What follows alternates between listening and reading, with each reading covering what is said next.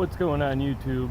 Doug Smith here, and today I just kind of wanted to give you guys a little extra tip to help make sure when you're planting grass that your grass comes up. That's coming up.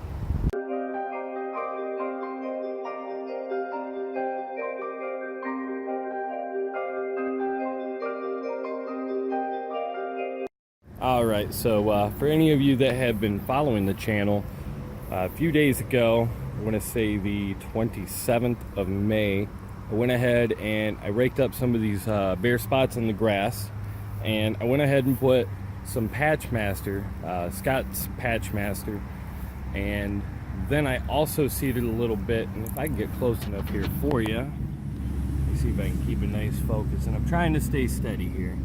But you see the little blue seeds there. That is some of the Scott's, I believe it's the heat tolerant blue mix. It is one of their turf builder varieties. Thought, you know, maybe it's a little crazy to go ahead and try to do something like that since it's now June 1st. We're moving into where it starts getting real warm. But I started thinking about it also. We've been having a lot of rain, so figured, you know, the whole process with your grass, I mean, half of it is getting the grass to grow, and then the other half is getting it to stick around, because if the weather gets to be a little too extreme, the grass won't quite make it to where it can grow, I guess, hardy enough. It won't be able to harden off, I guess, it's coming around. I have not mowed in a couple days. I've been fertilizing pretty thoroughly, so I got a lot of extra growth growing on. I mean, you can still see I got some broadleaf weeds. If I bring this down a little bit, you can kind of see them poking up. But not what the video is about today. Today I just wanted to talk a little bit more about how you can tell when you need to water your grass again. So this is some of the patchmaster, and we've had a lot of rain, so let's see how well I can keep a focus there. But that's a little bit darker gray. You can still see a little bit right in front of my finger here.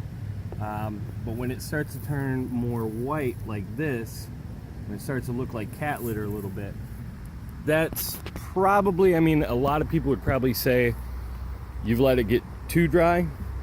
But I did just, sorry about the focus there. I did just water it just a little while ago. So let me see here. It was, I think, about 10 o'clock, and now it's about 1:45. My watch is 5 minutes fast, so I'm gonna go ahead and get to watering. Overall, you don't need to soak everything. You just need to make sure that it gets enough water, that it saturates the dirt. I'd say at least 2.5 inches. All depends how you laid your seed. So like in this area, because I knew it would be tough to keep the seed there, I raked it in thoroughly, which is why it's a little bit darker of a spot.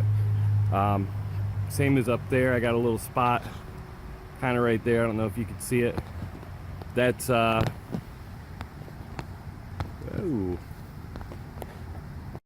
that was the weirdest thing ever. My camera just went on the fritz.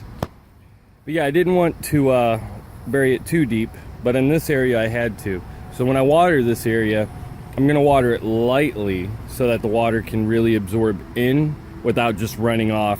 You know, I'm not trying to put too much water that it can't soak in. I want it to soak in and not run down.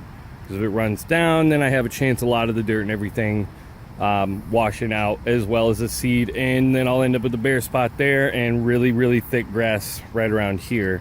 So I'm not really going for that.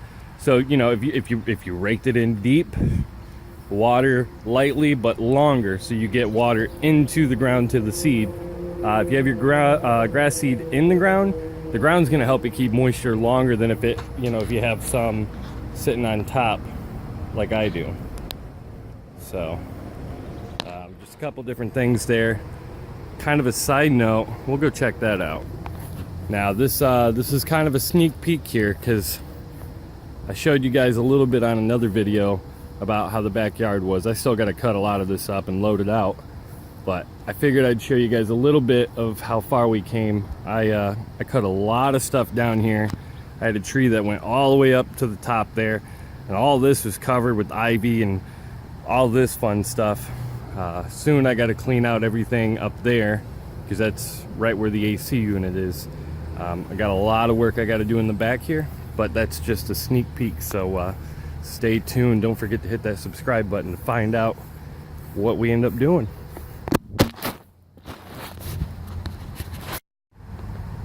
Alright, so I'm gonna make this as simple as I can.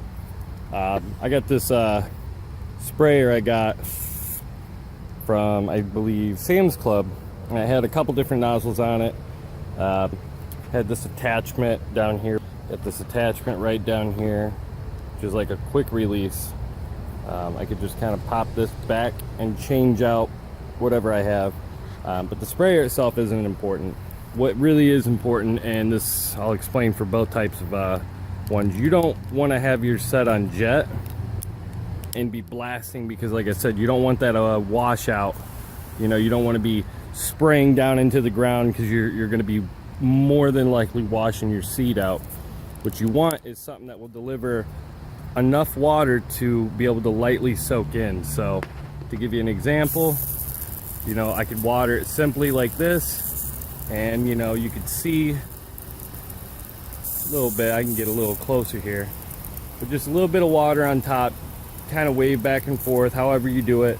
You just want to make sure that you're getting the soil moist. You're not trying to soak it, you're not trying to create a washout. That is the most important thing I can stress.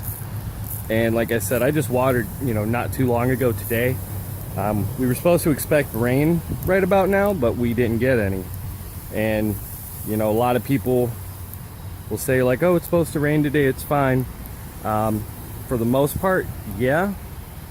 But also you have to remember that if your grass seed gets dry at any point, then it's probably not going to sprout, and you're probably not going to have that new grass, and your grass won't get any thicker. And if you know, you rely on the weather and think everything's okay, then you might actually be out here just watering dirt, you know, full of dead grass seed for a couple weeks before you realize nothing's going to come up. So you know, I just wanted to make this video just to kind of explain that. There's tons of other people online that explain this, but maybe on the off chance you landed on mine, you know, I do a whole lawn care series just on general stuff, basics, things that the do-it-yourselfer can do at home. I mean, I don't have any major lawn equipment. I don't have any grass spreaders or anything fancy. I just have a regular lawnmower, a regular weed eater, and I just buy some seed. I use a rake. I don't have a dethatcher. I don't have a power rake or aerator or anything. I haven't really been able to do all that. But I think, you know, if you go back to the first video in the series, you can really see the difference, because all this that I'm watering right now was never here. In fact, there was a lot of spots that were very, very bare and thin, and the grass just grows very vigorously. So I mean, I guess that's the fertilizer and the Epsom salt, and you know, the Ringer Lawn Restore and the Milorganite all kind of doing its job.